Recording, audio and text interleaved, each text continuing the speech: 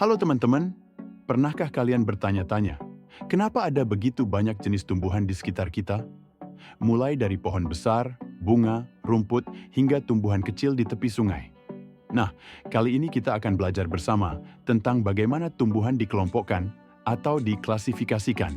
Tumbuhan memiliki beragam bentuk, ukuran, dan ciri-ciri khusus.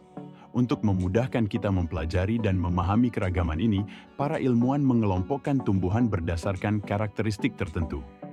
Proses pengelompokan ini disebut sebagai klasifikasi.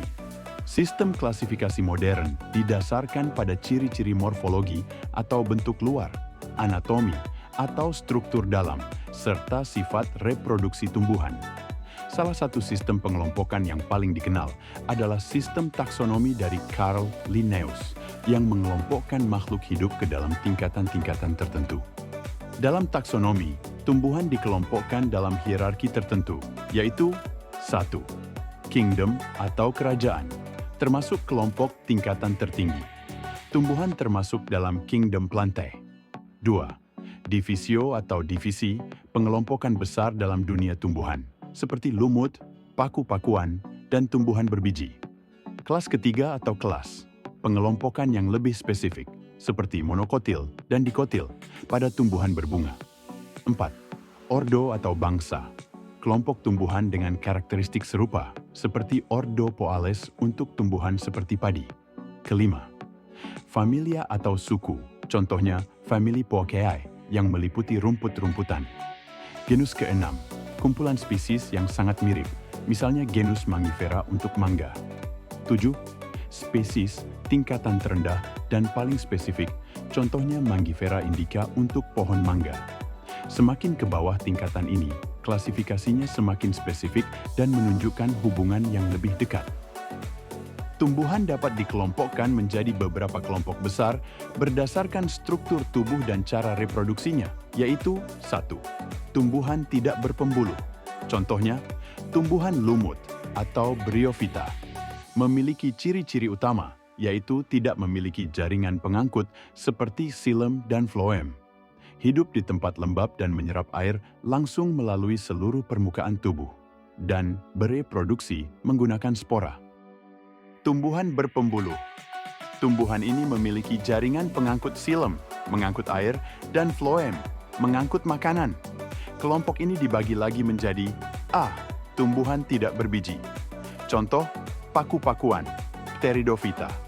Ciri-ciri utama, memiliki akar, batang, dan daun sejati. Bereproduksi dengan spora yang terdapat pada sporangium. Hidup di tempat lembab. Kelompok 2. Tumbuhan berbiji atau Spermatophyta.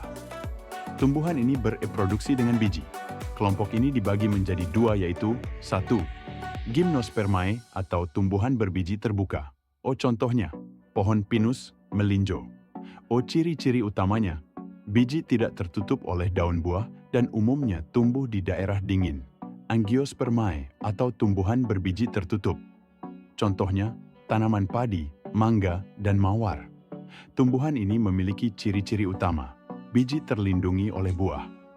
Pada dasarnya, tumbuhan ini terbagi menjadi dua kelas. 1. Monokotil atau tumbuhan berakar serabut dan tulang daunnya sejajar. Contohnya adalah jagung, padi. 2. Dikotil atau berakar tunggang di mana tulang daun menyirip atau menjari. Contohnya seperti tanaman mangga, kacang. Kenapa sih klasifikasi tumbuhan itu penting? Berikut beberapa alasannya. 1. Mengenali keanekaragaman hayati. Dengan klasifikasi, kita dapat memahami dan mengelola berbagai jenis tumbuhan yang ada. 2. Mempermudah penelitian. Dalam bidang pertanian, farmasi, atau biologi, klasifikasi membantu mengidentifikasi spesies dengan fungsi tertentu, seperti tanaman obat. 3. Pelestarian lingkungan, mengetahui spesies yang langka dan butuh dilestarikan. 4. Pengelompokan sistematis, membantu kita mempelajari tumbuhan dengan cara yang lebih terstruktur. Klasifikasi tumbuhan ini membantu kita lebih memahami bagaimana berbagai jenis tumbuhan saling berbeda dan bagaimana mereka beradaptasi dengan lingkungannya. Dengan memahami klasifikasi ini, kita juga bisa mengenali tumbuhan dengan lebih mudah. Terima kasih sudah belajar bersama hari ini. Jangan lupa, banyak lagi yang bisa kita eksplorasi di dunia tumbuhan. Sampai jumpa di video pembelajaran berikutnya.